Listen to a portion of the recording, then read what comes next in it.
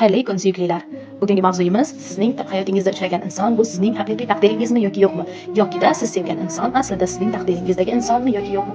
Mana shularni bilishni istasangiz, mavzuyimizni oxirigacha eshitib ko'ring. Agar sizni hayotingizda uchragan inson bu sizni haqiqiy taqdiringiz bo'lsa, bunda birinchi belgisi u inson bilan gaplashganingizda sizni kayfiyatingiz yengil bo'lib, xursand ham ba'zan va bu kayfiyatingizni hech kim buzolmaydigan bo'lib, ancha o'zingizda yengillikni his qila boshlaysiz. Ertalab ham tongda uyg'onib, ishlaringizni bemalol bajarib, agar yigitlar bo'lsa, mashinasi bo'ladigan bo'lsa, shu mashinasini ham tozalab, o'zini kiyimlariga ham alohida e'tibor qilib, qizlar ham garderobini boshqacha taxlab, o'ziga boshqacha kiyimlarni kiyib ko'rishga harakat qilib, o'zini ko'rinishiga alohida e'tibor bera boshlaydi. Tozalikka ham yanada e'tiborli bo'la boshlaydi va har kuni o'sha kayfiyatingizdagi anchayin yengillikni ham seza boshlaysiz. Sababi hozir sizda o'sha vaqtda kayfiyatingizning yaxshiligi, sizda kortizol gormonining kamayib, uning o'rniga sevgi gormoni bo'lgan dopamin va endorfin gormonlarni ko'proq ishlay boshlaganida bo'ladi.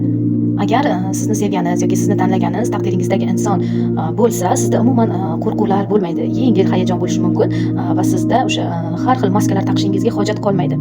Siz o'zligingizcha ko'rina boshlaysiz u insonga. Siz hozir chiroylimisiz yoki yo'qmi, sochlaringiz chiroyli taralganmi yoki yo'qmi, yoki pardoz qilganmisiz yoki qilmaganmisiz, bularni farqi qolmaydi. O'zligingizcha, borligingizcha ko'rinishga uyalmaysiz u inson qarshisida.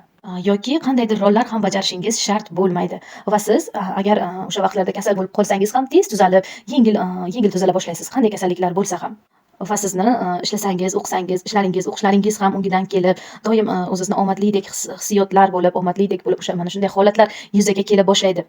Lekin mana shu doim filmlarda aytilgan, juda ham ko'p eshitganimiz bu o'sha kimnidir ko'rganingizda yuragingiz jiz etsa, bu o'sha inson sizning haqiqiy taqdiringiz bo'lishi, bu umuman noto'g'ri ma'lumot hisoblanadi. Siz kimnidir ko'rganingizda yuragingizni jiz etgani bu tanani signali hisoblanadi aslida.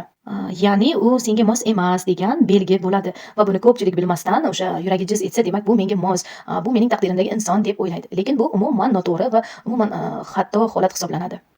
Agar o'sha sizga uchragan inson bu taqdiringiz bo'lsa, sizda bexavotirlik, hatto ovqatlarni ham ikkalangizga yoqishi ham shart bo'lmaydi. Buni farqi ham bo'lmaydi.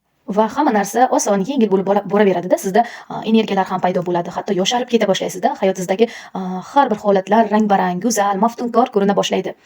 Haqiqiy sevgida mana shunday. Haqiqiy sevgida u bir-biriga shartlar qo'yish yoki nimalarnidir zapret qilish, bunaqa narsalar umuman bo'lmaydi. Va o'sha inson sizni oilangizga ham mos bo'lib, ko'p ham unchalik ham qarshiliklar bo'lmaydi. Hamma narsa oddiylashib boraveradi. Bu juda ham ajoyib va juda ham to'g'ri sevgi hisoblanadi. Aslida mana shunday belgilar bo'lsa, bu haqiqiy sevgi hisoblanadi va bunday sevgi afsuski hammada ham uchrayvermaydi. Marhamat azizlar, siz ham kuzatib ko'ring, tahlil qilib ko'ring va barcha insonlarga mana shunday go'zal sevgilar nasib etsin deymiz yaxshilar. E'tiboringiz uchun rahmat, sog' va salomat bo'linglar.